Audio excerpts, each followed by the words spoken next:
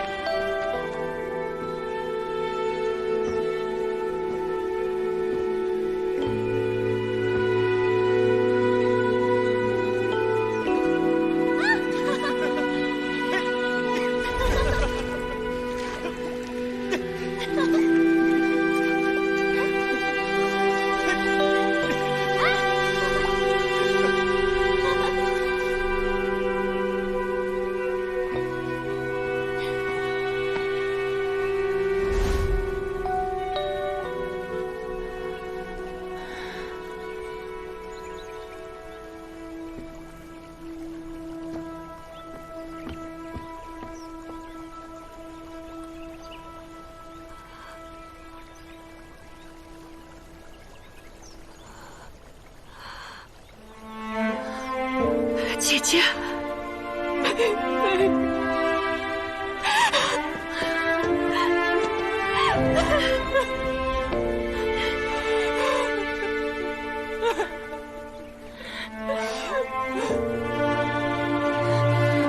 阿姐，你怎么会在这儿？是一个嫡宫弟子，姓苏的，他告诉我，只要在这里，就能看见你。出家。去吧，今日就是你们姐妹团聚之日。你上当了。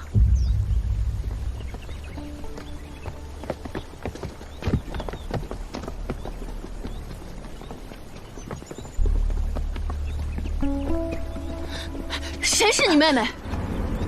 够了够了，我只拿了那么一点点钱，碰上死人已经够晦气的了，这怎么又来了个姐姐？死人！李云死了，又不是我杀的。你不是我妹妹，看上去很像，但根本就不是。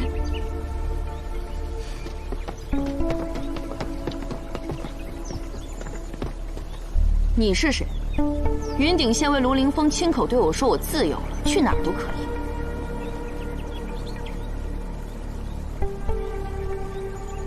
卢县尉。你这么快就出尔反尔了？并非出尔反尔，只是此案又有了一些新线索，可能要耽搁您几日。不如先回安远客栈吧，食宿皆由县谢出。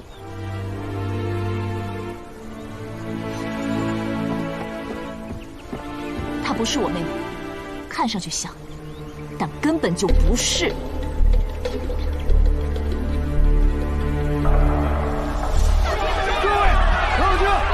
冷静啊！各位，稍后么个交代吧？到底怎么办？哎呦，各位，冷静，听我说呀！各位冷静，稍安勿躁啊！二位，先别回县县，怎么回事？不知谁走漏了风声，全云顶都知道了开棺的事，说那棺材里没有尸体，是早已化成了鬼魂。那鬼魂可以随意变换形貌，吸走人的精魄，杀人于无形。只要云顶夜市一开，那鬼魂就会去寻找猎物。请各位放心，本县令是有人恶意煽动。是啊，店主们都害怕，说今夜夜市不开了，暂避风头。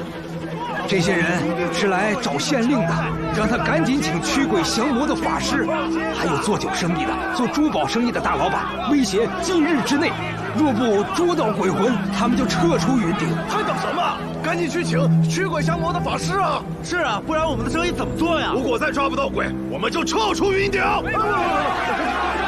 县尉，县令命你今夜之内务必勘破此案，否则云顶的繁荣休矣。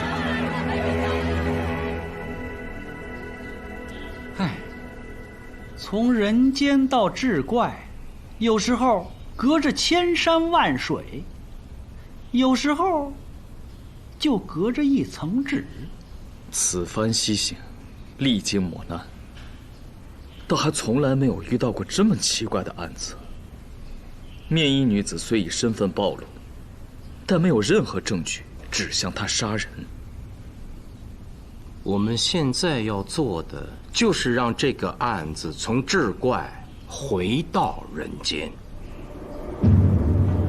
我只能再做一次毫无证据的推断，那就是这个丑女人根本不存在。若如此，殷阿婆一定说了谎，牡丹亦然。还有那个戴面衣的女子，不管她叫林贝还是楚斌，她的证词无一句可信。还有就是天一布店的女主人沈平、女仆长乐，亦有嫌疑。一共5人，时间紧迫，我们每人认领一个。认领后当如何？恭喜！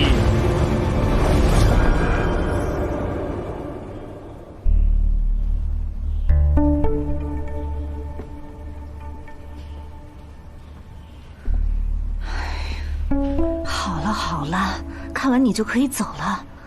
真的不让我搭搭脉？我又没说要看病，你可以走了。夫人，是不是24个时辰没有睡觉了？在过去的几年，一直在持续不断地吃着药。没有，那就是被人下在食物中了。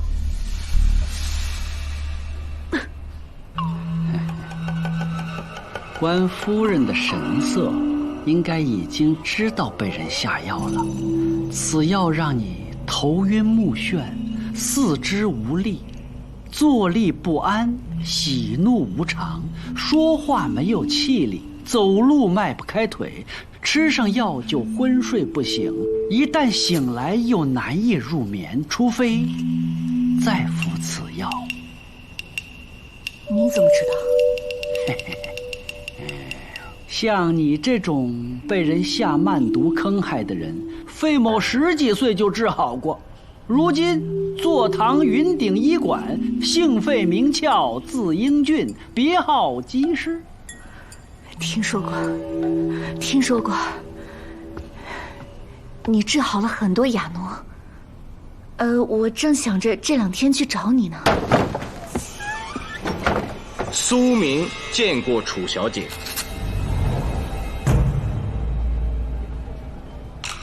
我不姓楚，而姓林。我家住在洛阳郊外的北邙山中。听说你是狄公弟子，你恩师的墓离我家不远。我敬重狄公为国为民，每年寒食都会去给他扫墓。如此，我替恩师谢过楚小姐。是林小姐。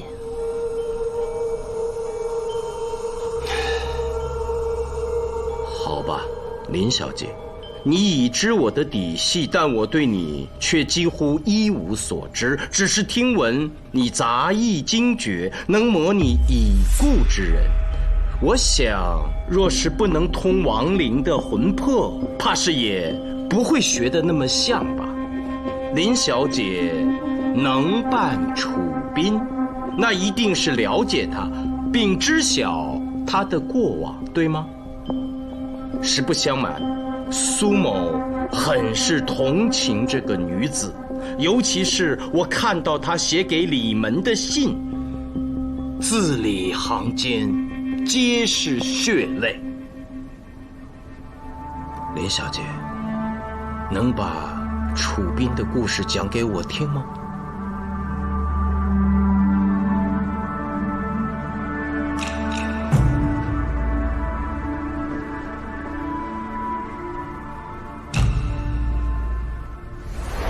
哎呀，掌柜的，不就是抄药名吗？我来就行了。哎，我李云念过书，你把钱给我不好吗？何须再请人？请问，是贵铺需要人写字吗？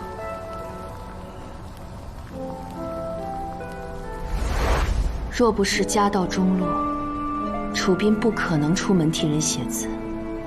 第一次就是那家药铺，那药铺生意很不好。可自从楚宾帮着抄了药名，生意就好了起来。很多文人墨客去那里抓药，只为看药柜上那清秀的字。楚宾也因此扬名，四处写字。而李云不再去药铺当伙计，为他研墨。楚宾的字我看过，既有魏晋风骨，又自带柔雅气韵，真是了不起啊！李云手巧，冬天亲手为楚宾做棉衣，还绣了一枝梅花。楚宾身子弱，李云就给他炖汤喝。毕竟在药铺当过伙计，也要炖汤，既美味又滋补。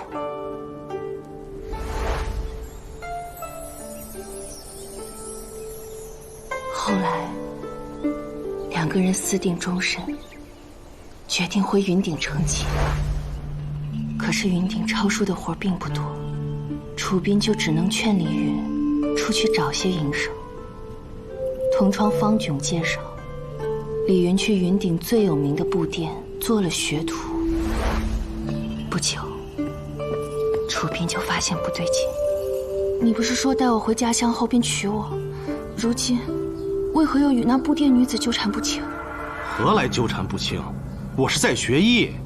与那女子出城郊游，也是学艺。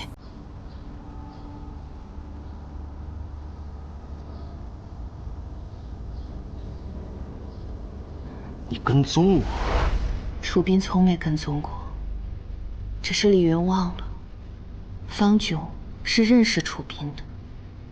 那时方炯很痛苦，方家早已提亲，可沈家后悔了，因为李云的才艺之术绝佳，且同意入赘。这样，布店就后继有人。其实最主要的还是沈平喜欢李云。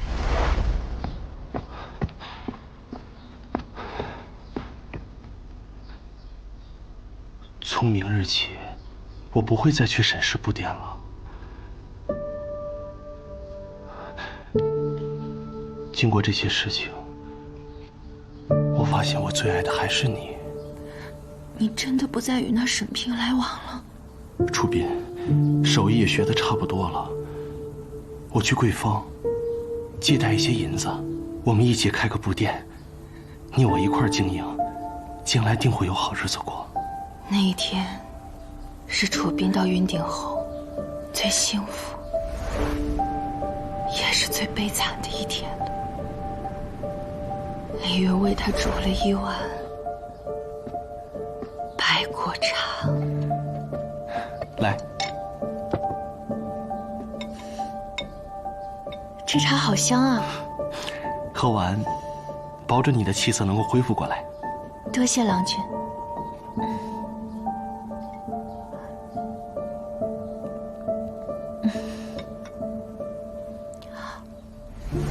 喝了那茶不久，楚斌就觉得头晕，李云的表情就变得邪恶。他对楚斌说：“头晕了，那就睡吧，我给你找了个新房子，一会儿就到。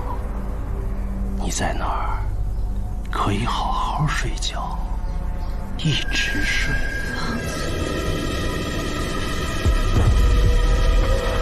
直到在黑暗中醒来，楚斌才明白，李云说的新房子是一口棺材。世间竟有此等禽兽！林小姐，再逢楚斌魂魄，请替苏某转达。此禽兽当诛！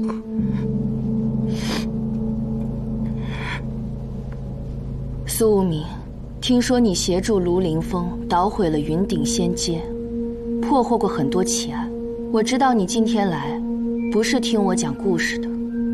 你能说出刚才的话，我也替楚斌谢谢你。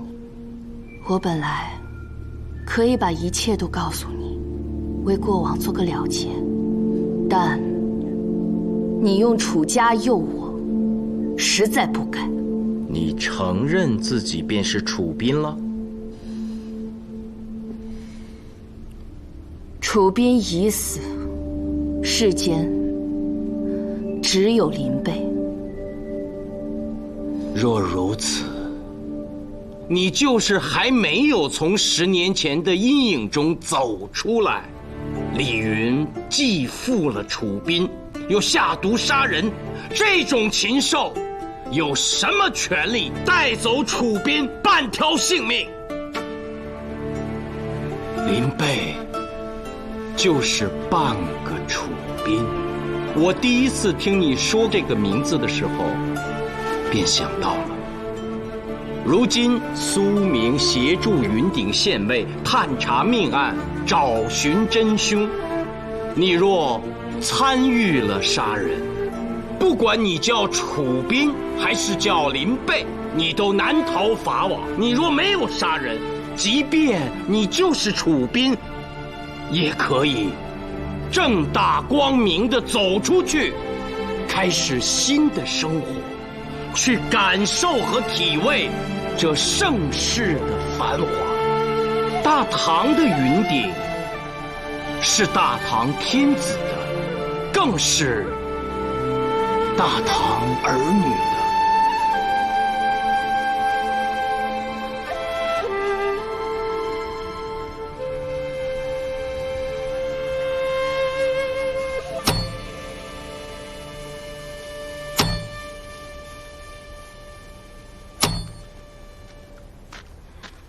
姑娘，回去吧，我老太婆没本事杀人，盯着我也没用。可我杀过人啊！一个女子行走江湖，若遇歹人，不杀，如何自保？那你如今是怎么到宫廨里去做事的呀？我并非宫廨之人。父亲临死前，把我托付给了一个人，我只是跟着那个人。也是个苦命的女子。也是。阿婆还见过其他苦命女子？见过。那个比你苦得多呀。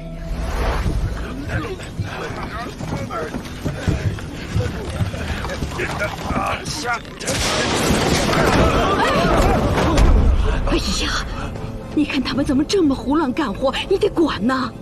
那棺材都吓歪了，这是对亡灵的不敬。随便吧，赶紧埋啊！下雨了就更麻烦了。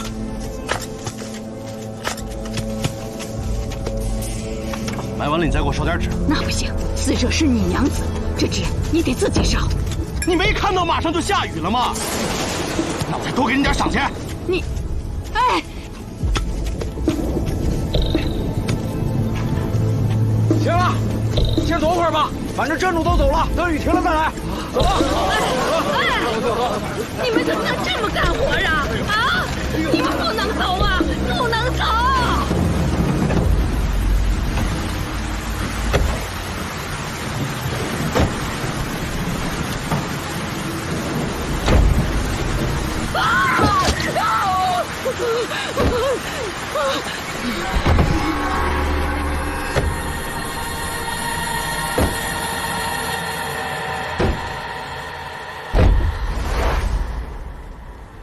我们烧纸这么多年，从来没碰上过鬼，故而我也不怕鬼。壮着胆子敲开了棺材，却看见了她，一个好美的娘子，在云顶无亲无故的娘子。 是楚斌，他根本没死。你可别套我话，我没说他是楚斌。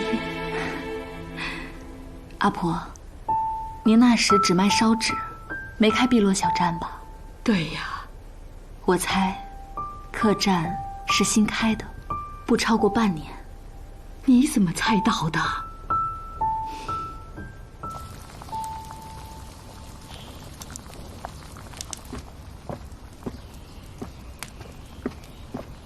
刚才的2碗药喝下去，我已经好了很多，觉得浑身都是力气。这1天喝3碗，行不行？3碗，说少了。你被人下慢性毒药，至少3年了，中毒之身，必下猛药相抵。这碗之后还有3碗，1天6碗，连喝1个月。行。 都听神医的。哎，等会儿，烫，晾会儿啊。夫人，是何人对你下药？应该心里有数吧？有数。爹。哎。爹，我给您送饭来了。 哎，平儿啊，从明天起给爹送饭的时候，多带1份，要跟爹的一模一样。那给谁吃啊？李云，哎，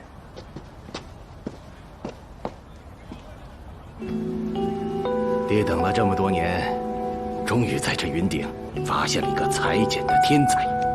见过小姐。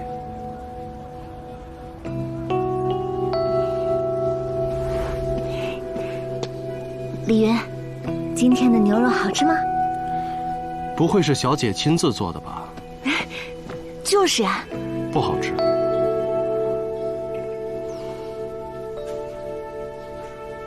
在下多有得罪，还请小姐见谅。他永远冷冷的，从不讨好我，可有时又会突然让我觉得。 他早已拿我当做最亲近的人，这个不对。我壮着胆子约他去郊游，他却接连拒绝我3次。我暗中打听才知道，他身边有个女人，我伤心的不得了。 眼泪落在汤里，可就不好喝了。其实要炖出好喝的汤，还要配一些新鲜的药材与野花。师傅准了我明天的假，一起去郊外采集可好？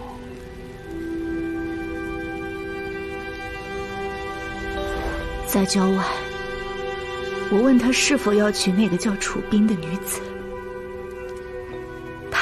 哭了。什么？他竟不久于人世？是啊，他曾对我有情，从东都到云顶，我现在怎能忍心扔下他？沈小姐对我一片深情，李某只能辜负了。好重情重义的男人啊！我当即发誓会等他，也就是那个时候，方家来提亲，我断然拒绝。不久，就得到了楚冰的死讯。那之后，李云一直不肯见我，更加让我觉得这个男人值得等待。我不思茶饭，甚至不肯讲话，心里只想着，若此生不能嫁给李云，便去死。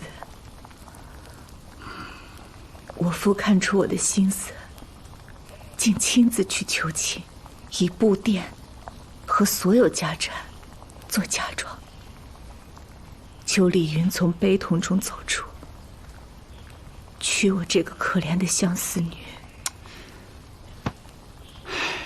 好一招欲擒故纵啊！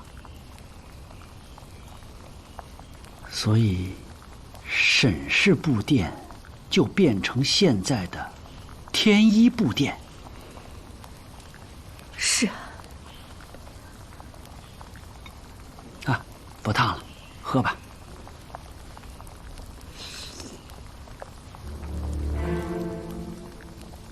神医的药谱啊，他给我的药膳却都是香甜的。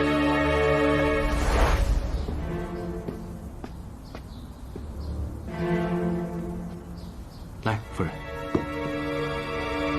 你怎么不喝？这是对女人好的汤，专治虚弱之症。不知道从什么时候起，我变得昏昏沉沉的。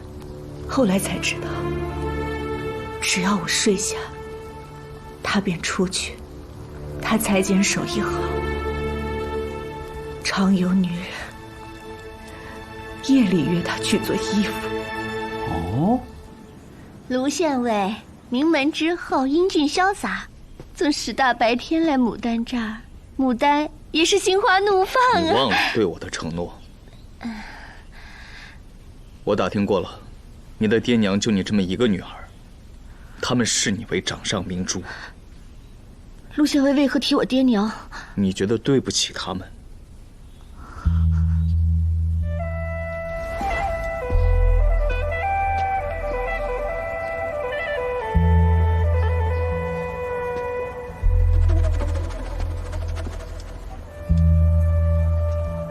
布料要选好，剪裁更重要。你身材这么好，本店主可以为你亲手做。我身材好，我不胖吗？说你胖的人是根本不懂欣赏你的美，他们的话你不必听。真的啊？没2天，样衣就做好了。我穿着肥大，他说是尺寸量的不够准，我就让他量。他量的好细致。那是我的头一回。从那之后，我就像疯了一样爱上他，恨不得每天晚上都与他幽会。虽然我知道他有家室，但我还是控制不住自己。不久，我发现自己的肚子不对劲儿。我的？你怎么证明啊？不如你先把他生下来吧。若长得真像我便认下。不过沈平是不会允许我纳妾的。哎呀，你还是住外面好了。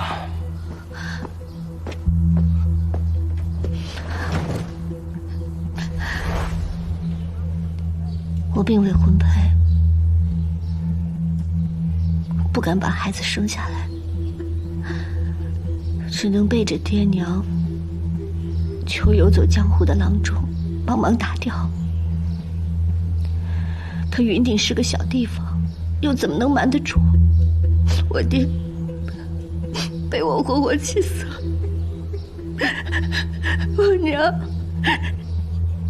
也动了情，亲戚骂我，邻居在背后对我指指点点。从此，在大家口中，我变成了坏女人。那我就索性坏下去，反正也不会有人向我提亲。卢县尉，你刚才进我家门时，没被人看见吧？可要小心，别人说闲话。后来，你可又找过李云？找过。我贱，忘不了他，甚至还在深更半夜偷偷摸去布点。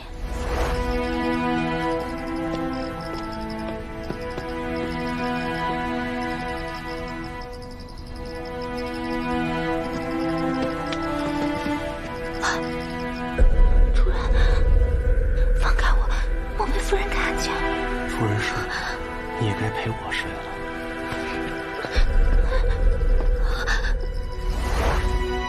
真没想到，他连自家的小女仆都不放过。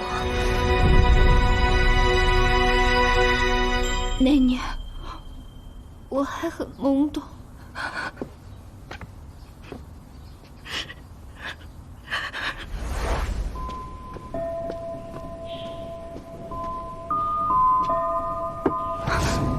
主人，是我，长乐。哦，长乐呀，你也不小了，该有身像样的衣服了。不用，多谢主人。又说不用，又多谢我，那到底是要还是不要啊？你长得好看，这身衣服我亲自给你做。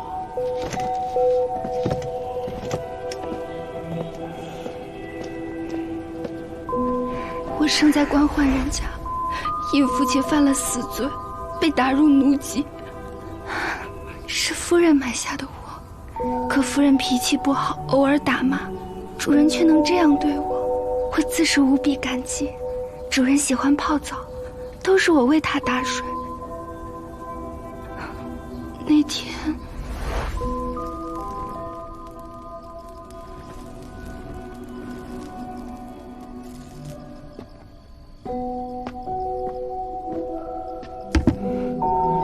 主人需要加热水吗？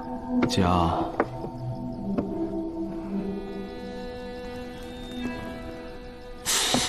对不起，主人，烫到您了。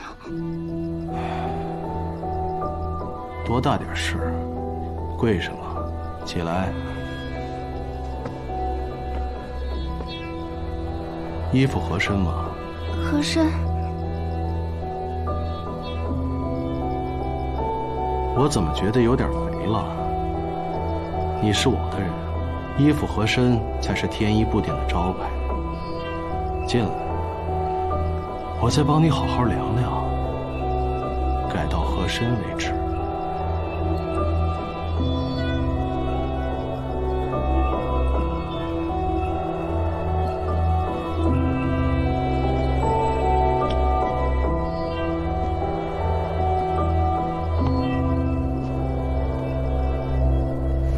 我怕死了，怕夫人知道。可她说，夫人睡着是不会醒的。又过了很久，我才意识到，夫人喝的汤一直都是单炖的。你是说，李云一直在对沈平下毒？不知道算不算毒，只是夫人一天比一天虚弱，而且睡下就醒不了。一直在做噩梦，但醒来若不喝汤，就再也无法入睡。主人，我们以后还是不要这样了。为什么不要？我喜欢你。可是夫人……夫人快死了，以后你就是夫人。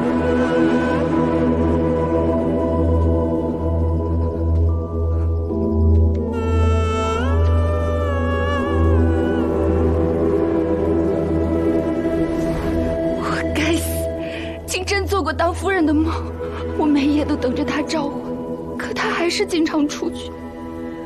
有一次，我壮着胆子跟着。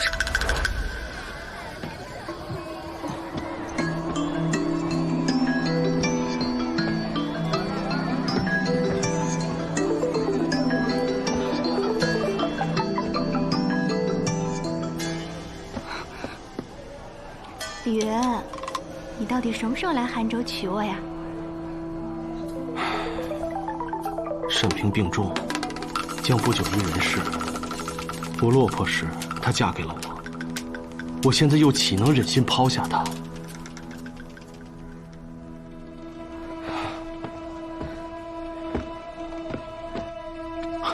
天小姐一片深情，李某只能辜负了。即便令尊派人来杀我，李某亦无悔。李郎，我再也不会逼你了，多久我都等你。我偷听到，那位田小姐是杭州最有钱商人的掌上明珠，他爹已经答应拿全部家产做嫁妆。从今天起，这种药材，每日给夫人多加2片。是。夫人的身子一天不如一天了，你要好生伺候。等夫人走了，你就是夫人了。长乐不敢想。你这小女子，福气还在后头呢。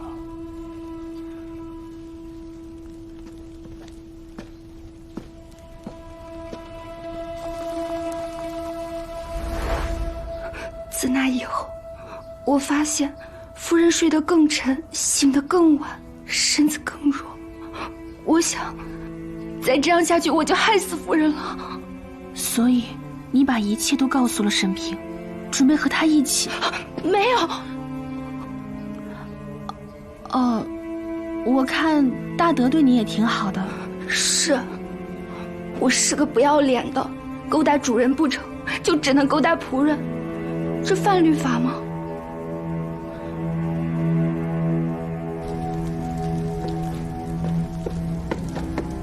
龙凌风，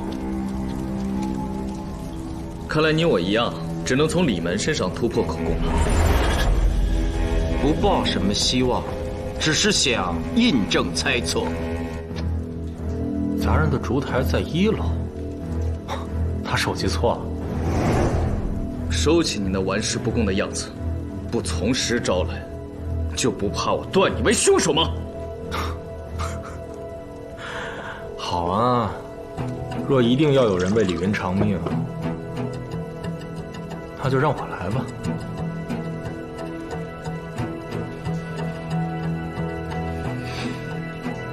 我问完了，该你了。苏某无话可问。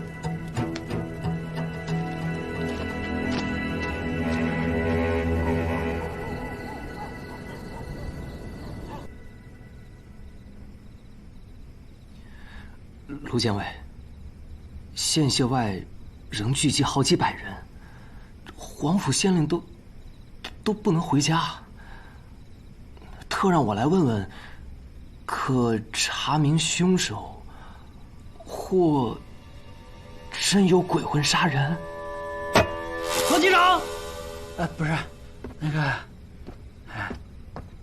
还是劳驾您先回去吧，容这个卢县尉和苏先生再好好想想。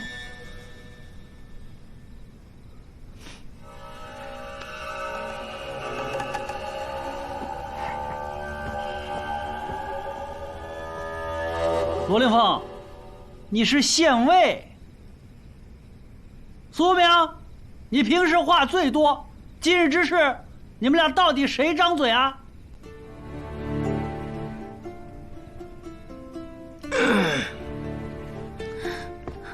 我来说。长乐虽然没有承认，但我猜测，他参与了行动。若我是捕贼官，我不会追究他的罪责。卢凌风，若你判长乐有罪，我立刻离开云顶，回到长安。我此生不再与你相见。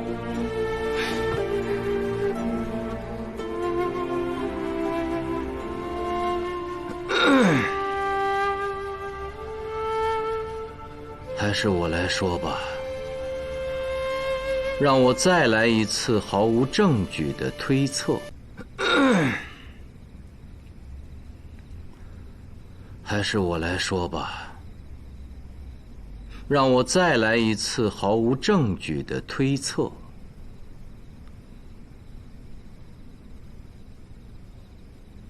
10年前，楚斌得殷阿婆所救，死而复生，心灰意冷，离开云顶。但他并没有回到自己的家乡，因为他不想，更无颜见这世上唯一的亲人阿姐楚家。楚家说过，他曾极力反对楚斌和李云回云顶，所以苏无名的推测很有道理。方炯是个商人，走南闯北，在他乡偶遇了楚斌。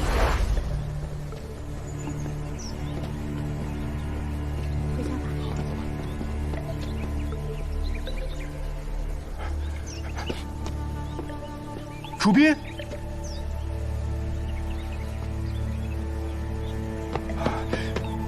真的是你！等等，你既没死，李云如何不娶？你又怎会流落于此？还有，当年那口棺材难道是空的？你为何要配合李云，欺骗于沈平？方炯得知了10年前的真相，又想到了沈平的近况。昔日情人日渐憔悴，本就让他心伤，而李云在云顶的所作所为，更让他深恶痛绝。方炯的出现，也更燃起了楚斌复仇的信念。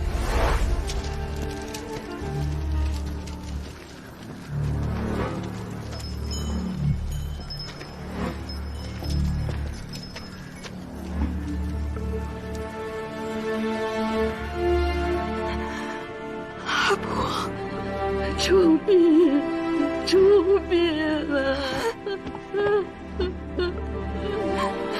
方炯找到殷阿婆，并出钱让殷阿婆把烧纸铺改为碧落小站。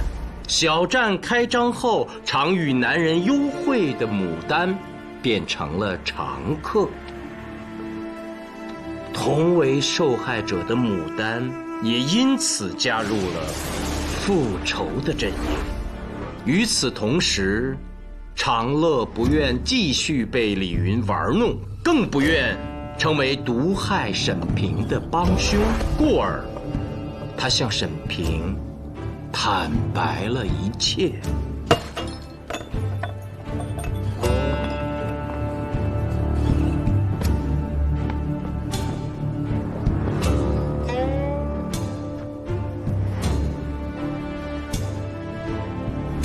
沈平找到方炯，昔日的青梅竹马，此时成了他最信任的人。方炯索性让楚斌与沈平见了面。10年前的事儿真相大白，复仇的队伍也集结完毕。方炯有些见识，因听说过利用还魂骗取钱财的所谓杂役，故谋定利用李云好色，以此计杀之。可谁也没想到，复仇还没有开始就出了意外，那就是刚刚回到云顶的楚斌被李门撞上了。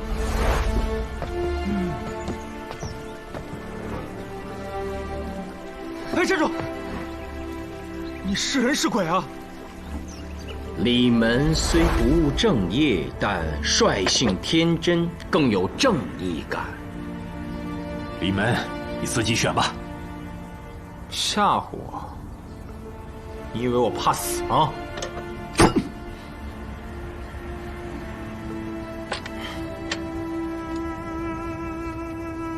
姓方的，你参与此事，莫非沈平驾驭李云后，仍与你有染？没有。你敢发血誓？若有，我不得好死。那是楚斌以身相许了？放肆！若有，我天打雷劈。那你为何参与此事啊？其言所见，历历在目，男儿热血，我不得不为呀。好一个男儿热血，不得不为，可不算我李门一个。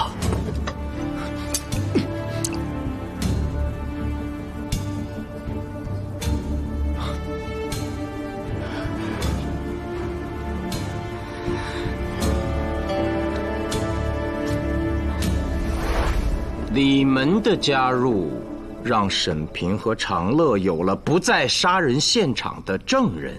此时万事俱备，方炯便利用斗鸡后饮酒的机会，假装很不意间向李云提到了杂役，并称可以复活楚斌。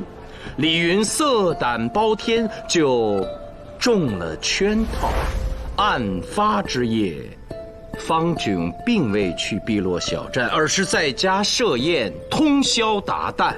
所有的宾朋都是他无罪的证人。还有，那日在安远客栈的那个徐老板和他的朋友，应该也是方炯雇人假扮的，演那出戏就是为了迷惑卢县尉。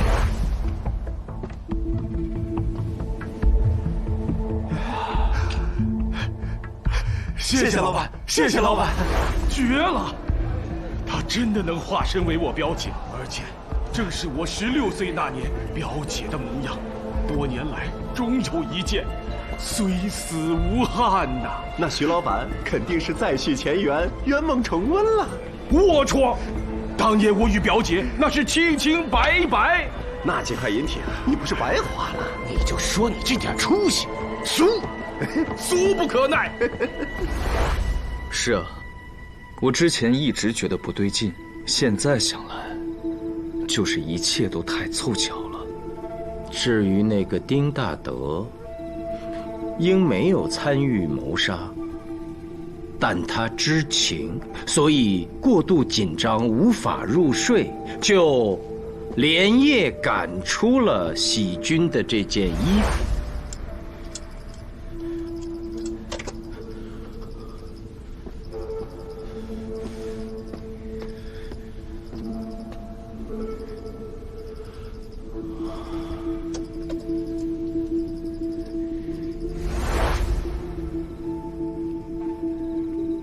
我认同义兄的分析。接下来，案发当日，卢凌风，你勘察现场比较细致，你来说。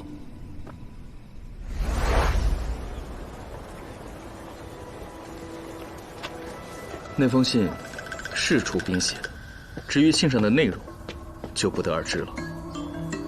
但那字迹，足以让色令智昏的李云充满了好奇。而后，他喝下了自己为沈平准备的汤，因为慢毒，喝完后使人昏昏欲睡。就你话多。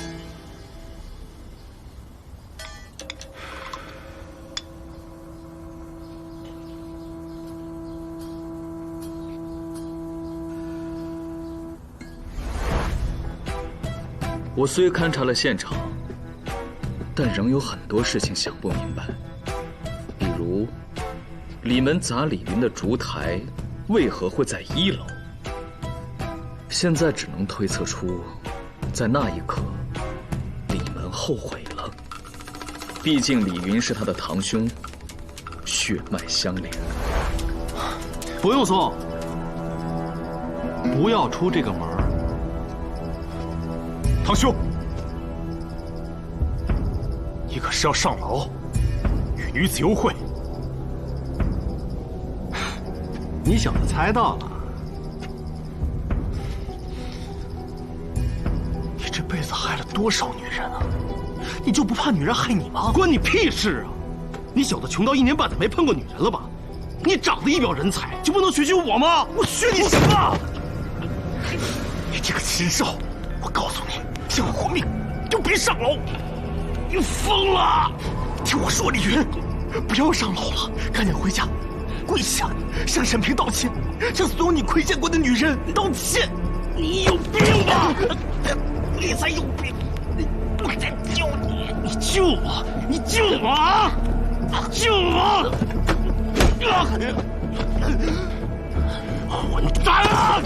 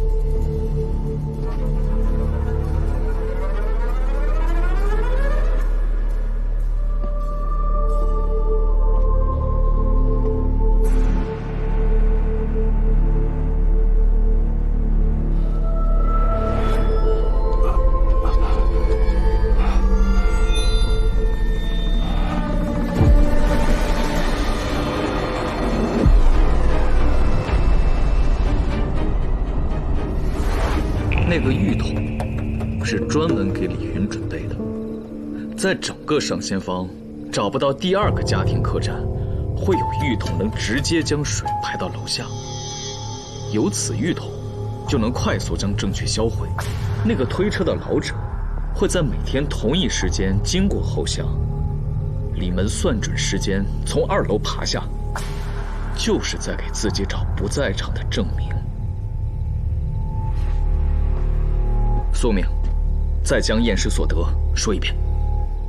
在沸腾的石灰水中，人很快就会窒息而死，而石灰水会使脸上的血管收缩，尸体微微泛红，并非青紫色。至于口鼻流出的血，恰好被石灰完全吸收，没了踪迹。而后再把石灰水经过管道排干，再把尸体擦抹干净，就毫无谋杀的迹象，而向突发病症而亡。我想这个李云就是这种死法。几位复仇者的分工就需要猜测了。首先，得有人为李云脱光衣服，放置到浴桶中。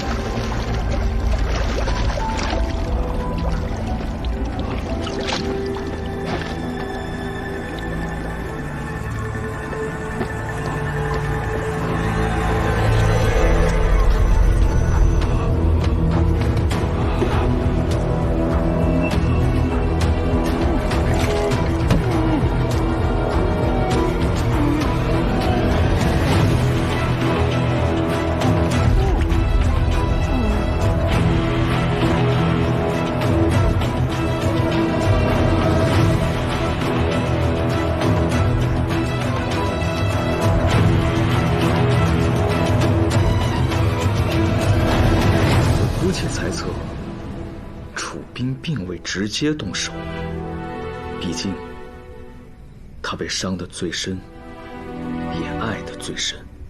不然10年前他从棺材里被救出，就会直接去官府告他，但他没有。这10年，楚兵是如何走过来的，不得而知。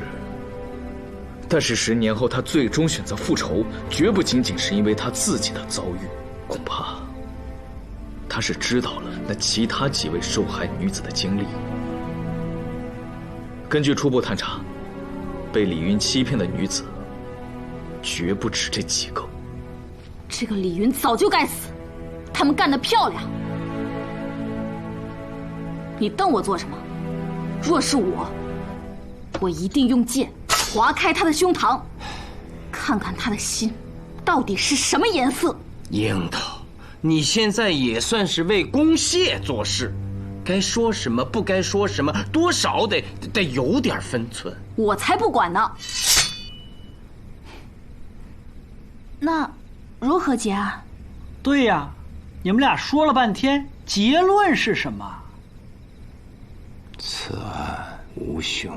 此案无凶。卢县尉高见。我说的是事实，没有一个人的行为直接造成了李云的死。刚才我所言也只是猜测。若李云自己进了芋头，那几名女子并无事先串通，哪怕是在不同的时间内做出了我所推测的事，李云仍然会死，不是吗？卢县尉高见。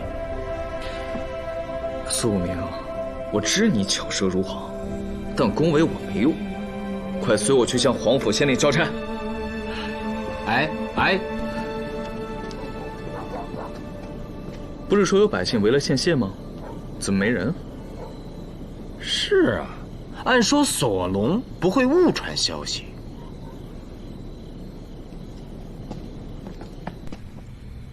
此案无凶，怎么可能？罪大恶极的凶犯已经招供了，世上没有鬼，是恶人行凶。刚才在县门口，我已经跟百姓们分享了这个好消息了。这会儿夜市已经重开了，云顶的官民正在喝酒庆祝呢。哪来的凶犯招供？黑头啊！你抓来的，身上背着20多条人命呢。但李云并非他杀，他自己都认了，你为什么说他不是呢？黄甫谭，是你严刑逼供，找他替死鬼吧？查案缉凶那是你的事，我为何要严刑逼供啊？是他黑头，只求早死，点名找的我，我去找的他，结果他就招供了。这是供词，他画了呀。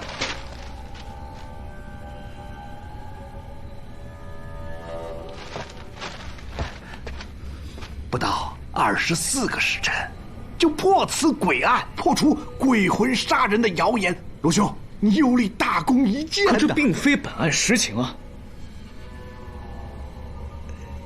要我说，这就是本案的实情。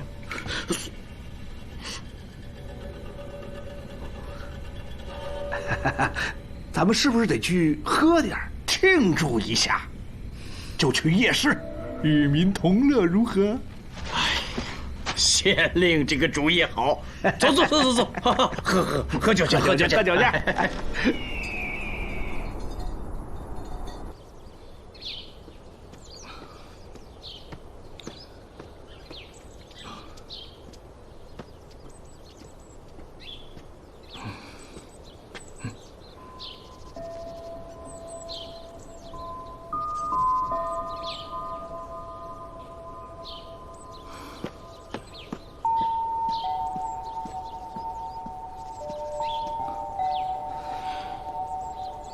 苏无名，你怎么跪在这儿？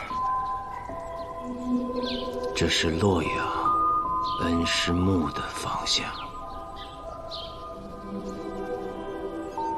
你几时跪在这儿？昨夜喝完酒后，跪了一夜。归来已是丑时，最多也就归了3个时辰。你为何而归？向恩师谢罪。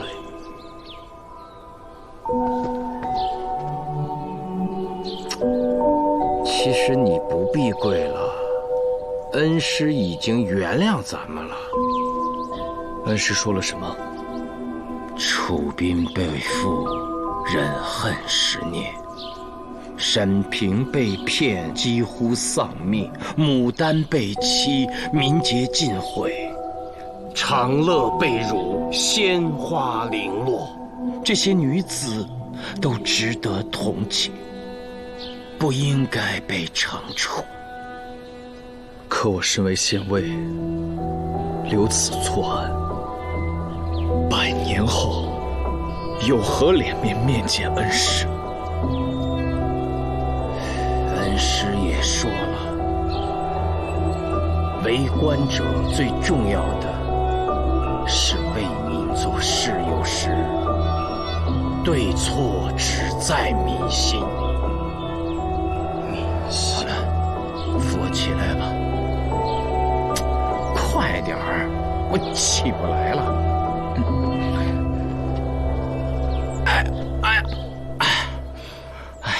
宋宁，我想见见黑头。真是我杀的，我隔段时间不杀人就难受。那天我刚准备离开，就听见隔壁屋里有人在吵。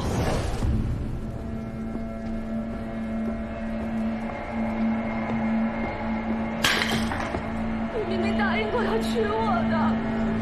你听错了，我何时答应？你明明就说过。就凭你的家世，我娶你，你疯了？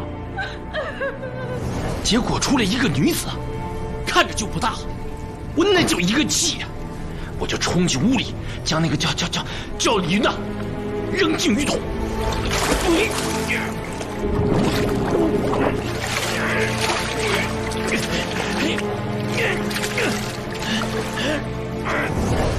你在撒谎，李云不是被呛死的。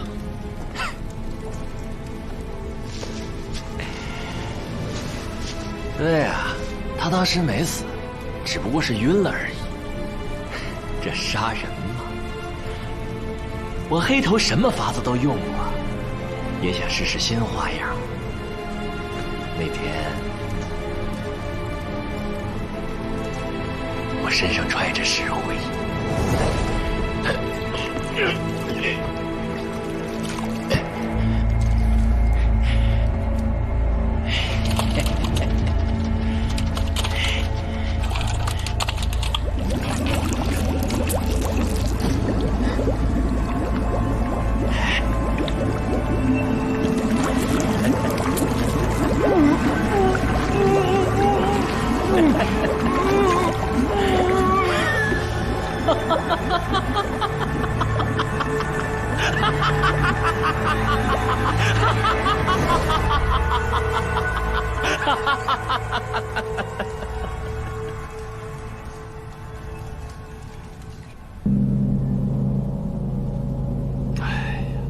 也许黑头杀人才是真相。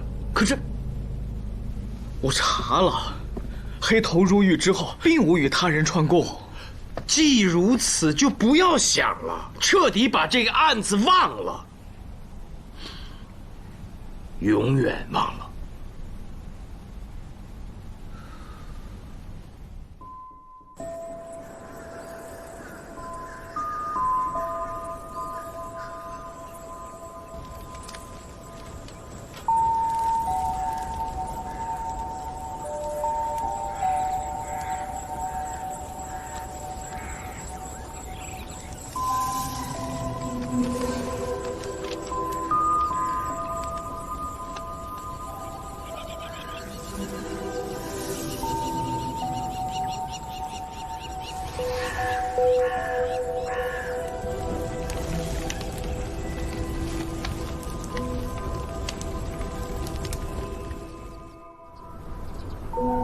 死而复生，你为何不去状告李云？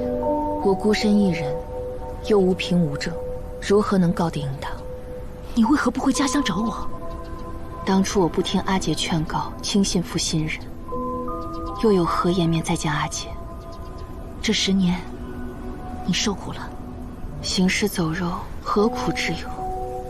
只是阿姐竟为我学成绝世武艺，这才是要吃尽苦头的呀。阿姐，妹妹当如何报答？说什么傻话？后半生，你不再离开我才好。好，走。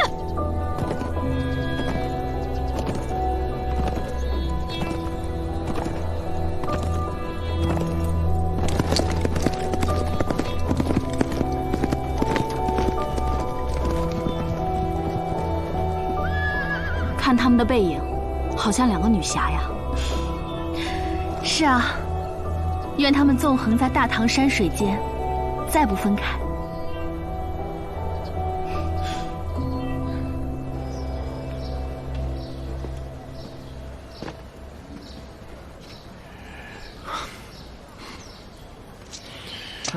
把这带上。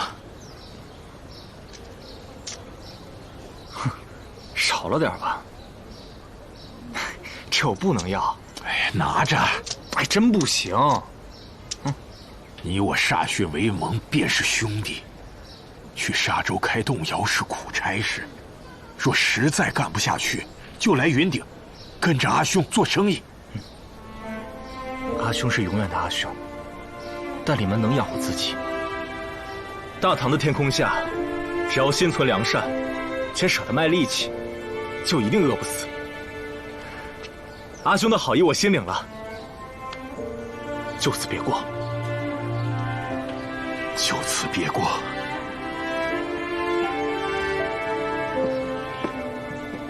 慢走啊，到时候石灰给你送到家里去啊。哎，好。牡丹小娘子，请你喝酒去啊！一边去！我哪有时间喝酒啊？都快忙死我了。也不知道怎么了，那么多人买石灰。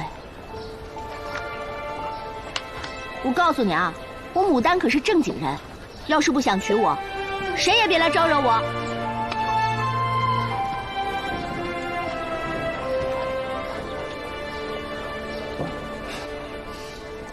老肥让我们去布店干嘛？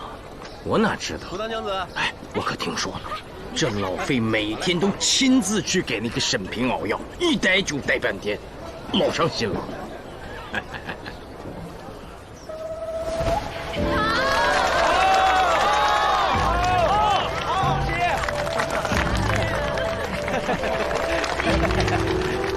罗令峰、苏无名，你们2个差一点就晚了，快来，跟我一起见证喜事。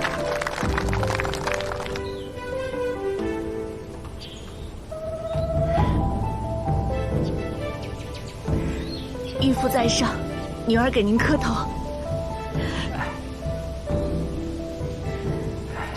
平儿，快请起。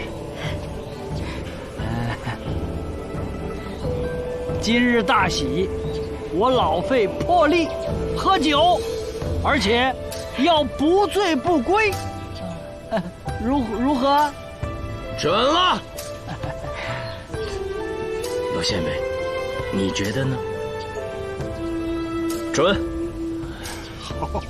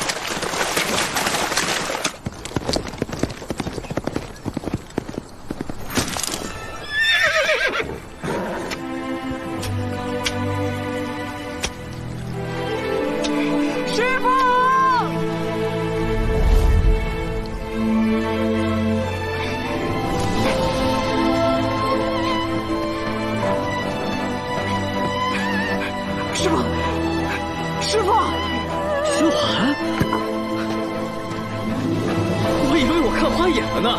正是徒儿。哎呦呦呦！不行了，脏啊！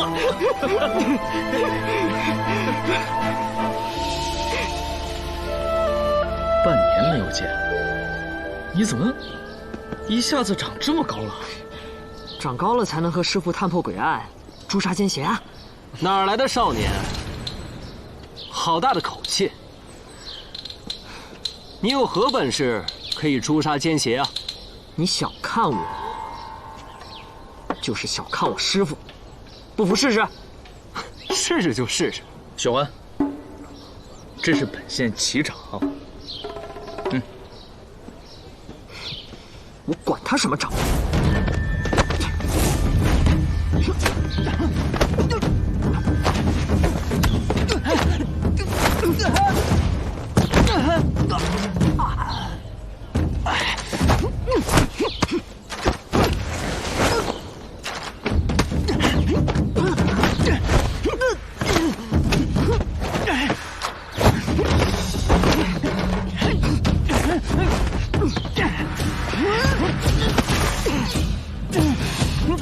脚下。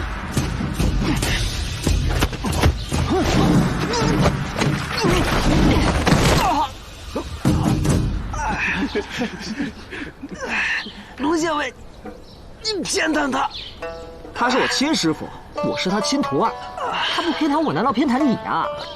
好小子，这半年不光长了个子，力气也大了不少呢，还不服锁旗长起来？是。卢县尉，还真是你徒弟啊？那还错得了？我曾随师傅南下探过无数诡案，又在东都协助我师傅力斩天铁雄。行了，别吹了，还没问你呢，不好好在洛阳读书，跑这云顶来干嘛？师傅，需借一步说话。都该干嘛干嘛去。是。卢县尉，黄甫县令，恭喜恭喜，大喜事啊！喜从何来？康国金桃乃天下水果之最。上次进献还是太宗文皇帝之时，如今新天子登基，康国国王为了祝贺，又进献18浆金桃，下月初可抵沙州。这与我有何关系？韩州都督府派人送来公文，说接到了朝廷的旨意，命你卢林峰亲自护送金桃入京。卢兄，这可是你的仕途迎来了大转机呀！这是公文，上面命你即刻启程。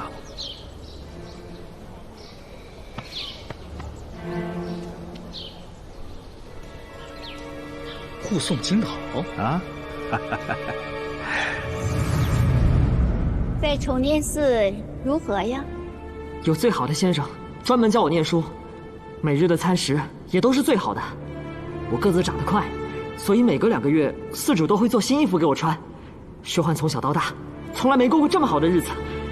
多谢公主，寺里的孩子们都叫您菩萨了。你不必谢我，记着，以后用你的一生去报答卢林峰即可。公主让我来云顶看你过得好不好，还要你写信给她报平安。公主还说，待长安局势稳时，她会找机会让你回去的。现在时机还不成熟。如此说来，让你护送金桃回京，不是公主的旨意？当然不是啊，师父，此行必有凶险，您不能回啊！薛欢，此话欠妥。既非公主，那一定是新天子召你回去，岂能不回？新天子就是以前的太子，很器重我师父的。但是公主关心我师父，也确实真情实意，这点我能感受得到。如今公主和新天子争得厉害，长安、洛阳人人皆知，他们在朝中各有势力，说是水火不容，也不为过。师父这时候回京，岂不是夹在中间，两头难做人啊？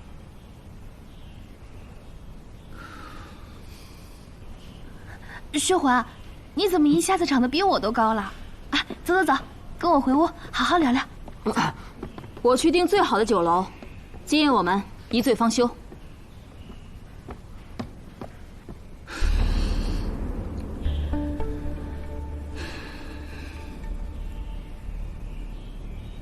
想什么呢？想我陆凌风没机会征战沙场，却要靠护桃之功回京。回去了又能如何？能让前方的乌云尽散吗？你这是预感到前路有莫测的威胁，想推辞不回。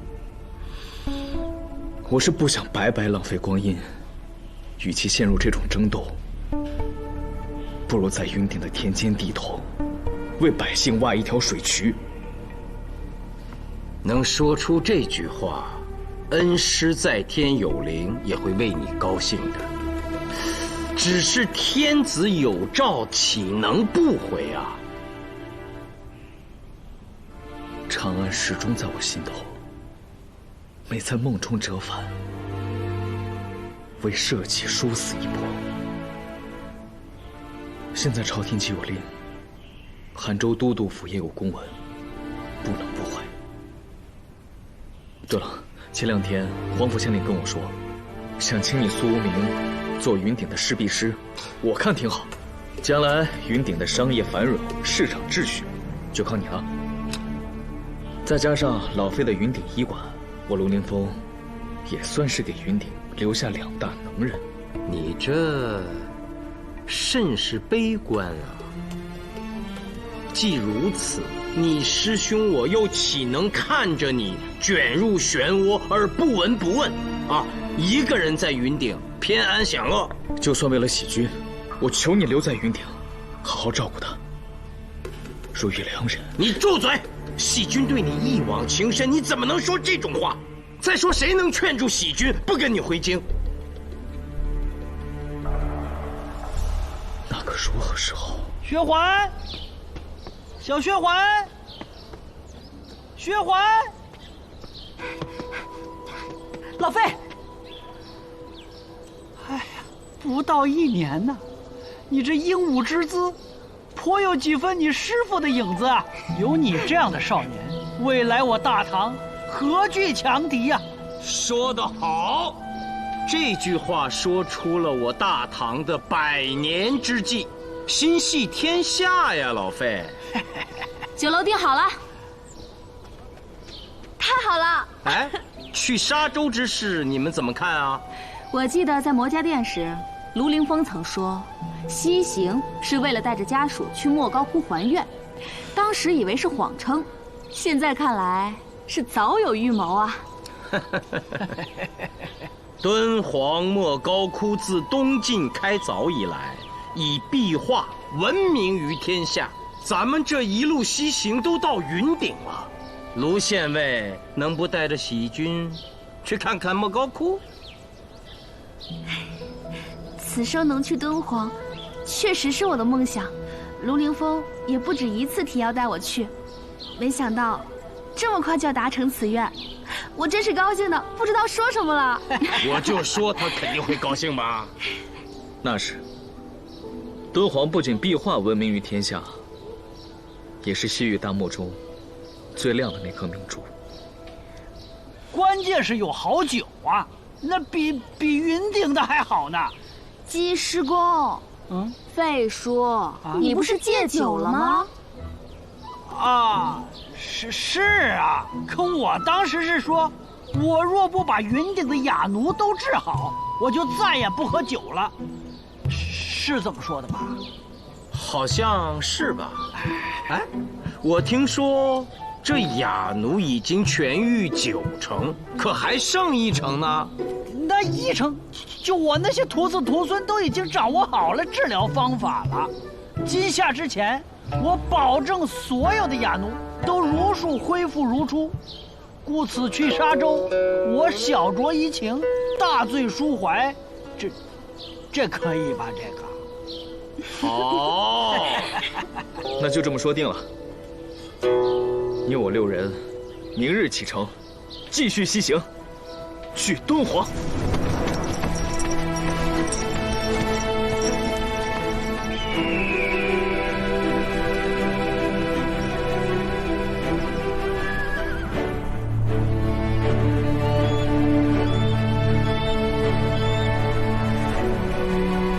我想作诗：大漠苍茫兮，